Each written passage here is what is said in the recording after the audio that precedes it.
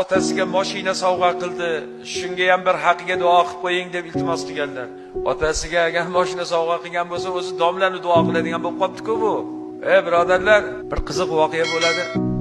Bir ahli ilm akamiz bilan katta bir mashinalarga o'tiramiz. Men yo'llarda ketaman-u, betonkada bir Cobalt, oq Cobalt bantiklar qilib qizil bantiklar o'rab qo'ygan Cobaltga, orqasiga oldiga otajonimga deb yozib qo'ygan. Birdan haligi bolani quvib qolsa, yonimizdagi ustoz, "Hoy, ta'sir, shoshmang" deydi.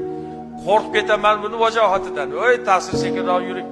Haligi bolalarni ushladi endi burilishda. Borib, katta mashinada o'tiribmiz. Juda qimmat mashina. Haligi bolalarga borib, bolalar yaxshimisiz? Bu bolalar qo'rqib ketyapti. Aka, tinchlikmi? Hech narsa qilmadik sizga. Hech narsa qilmadilaring. Qalay, mana bu mashina zo'rmi dedi. Mashinasini ko'rsatdi. Aka, bu zo'r mashina. Barakallah. O'zing uchun bil qo'ylaring bolalar. Hozir senlarning oldingda tiz cho'kishga tayyorman. Sani mashinangdan zo'r mashina yo'q.